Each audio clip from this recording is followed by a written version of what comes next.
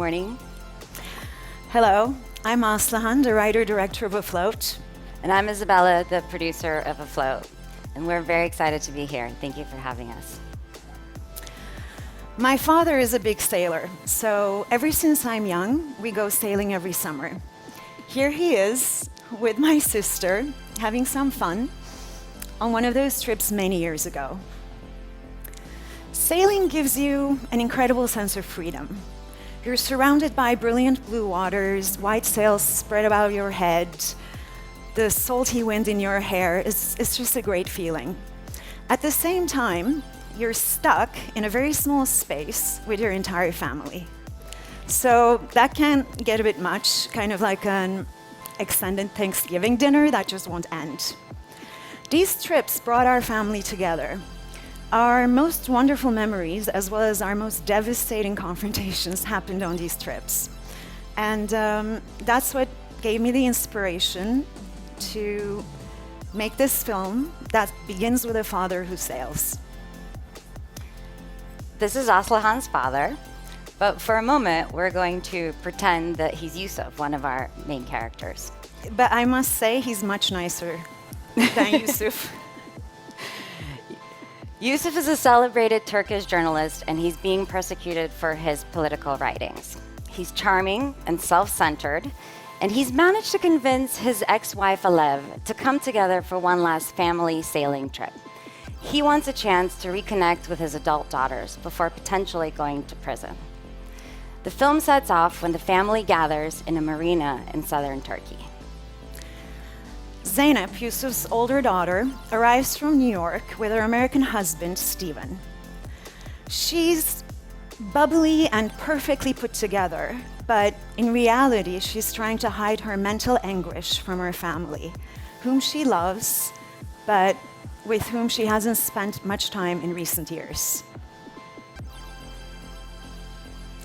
Like Isabella and I, Zeynep grew up in one country and immigrated into another.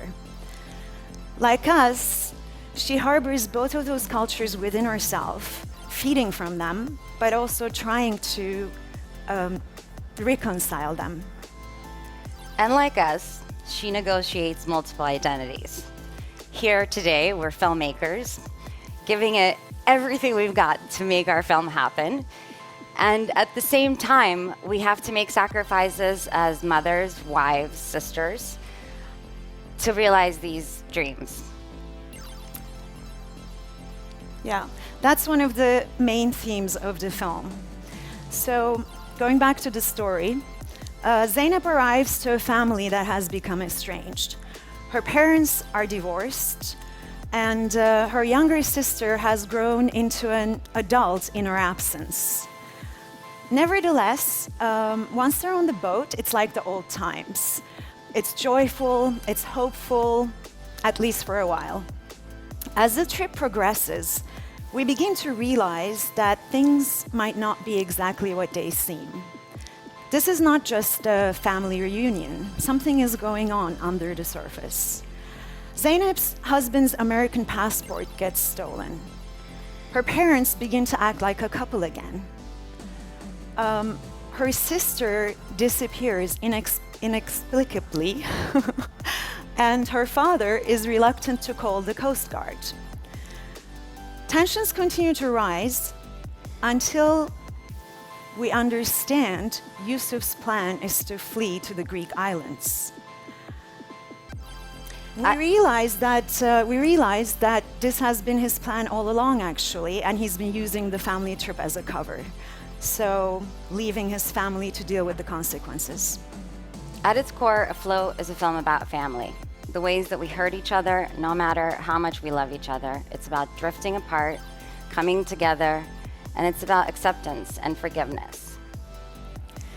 We deal with some heavy, complex political themes as well as personal themes. But the tone of the film is playful and sensual, filtered through the golden hues of the Mediterranean. The slow release of information, that slow reveal, keeps the audience guessing, and the film unfolds like a psychological thriller, in the vein of a, let's say, Asghar Farhadi movie. A psychological thriller that explores marriage, sexuality, cultural estrangement through a female lens. A liberal Muslim female lens. How often do we get to see secular Muslim characters in cinema? And yet, these are the voices that have the ability to reconcile cultural tensions affecting the world. It bothers me to see how Muslim characters are often portrayed in Western cinema. Often we see them as terrorists or as victims, refugees. While those stories are important, they're not the only reality. There are many other stories that are untold. Turkey has been a secular democracy for almost a century. Unfortunately, in recent years, things began to change. I feel very passionate about freedom of expression, freedom of speech, as a filmmaker, but also on a personal level. I have friends who are being prosecuted right now, and I have friends who have had to leave. In that sense, the boat itself is a prison. It's a metaphor, a place we love that has turned into a prison which we must escape. And even for me, this is very close to home. My family escaped communist Bulgaria when I was 6 years old, and we came to the United States as political refugees. You can imagine I'm a little bit weary of any encroachment on civil liberties. And what is happening in Turkey right now is only an echo of other parts of the world. That's why we need to make this film now. And to do that, we need a great team. I'm very lucky to be working with my dear friend Isabella. Isabella and I met actually 12 years ago through our husbands, and now we see each other a lot more than we see them. Friendship aside, Isabella is an amazing, passionate producer. Her last 3 films have all been theatrically released, both here and abroad. She's the producer of the Sundance Award-winning film The Wolf Pack. Her last 2 films are the critically acclaimed Skate Kitchen and Walking on Water, which is coming out in theaters next month. She's also my publicist sometimes, in exchange for my producing. Exactly. I've always been incredibly impressed with Aslihan's ability to weave complex storylines and characters. And when we had the chance to work on Skate Kitchen together, on which she was a co-writer, I was thrilled. Her work has been shown in festivals like Sundance, Rotterdam, Berlin, both in the capacity of director and writer. And there is no doubt in my mind that Afloat, both personal and politically relevant, is the perfect film for a feature debut.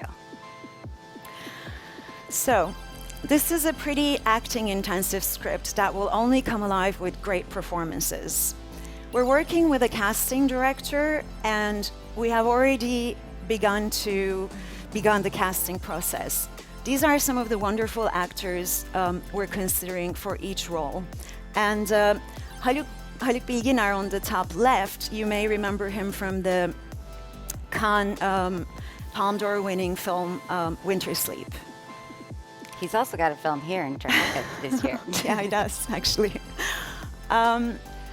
In terms of our crew, my friend Lyle Vincent, who's an amazing DP, he's the DP of films like A Girl Walks Home Alone at Night and Thoroughbreds.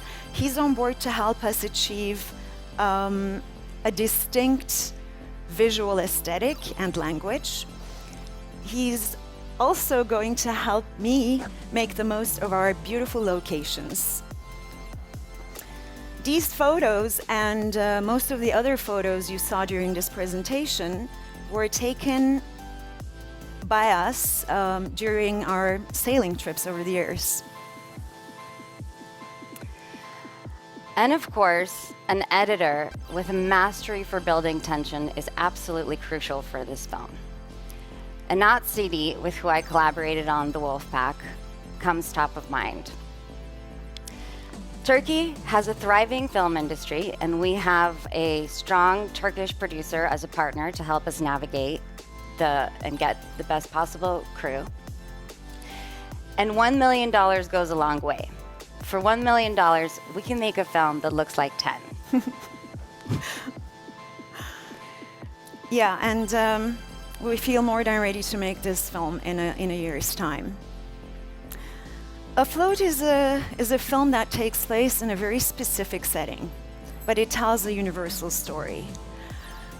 The beauty of filmmaking is that you can take what's painful to you, you can transform it, and you can share it with others. I believe that that's the kind of filmmaking that can be cathartic for the filmmaker, and it can be cathartic for the audience. And that's the kind of film I want to make. Thank you very much. Thank you.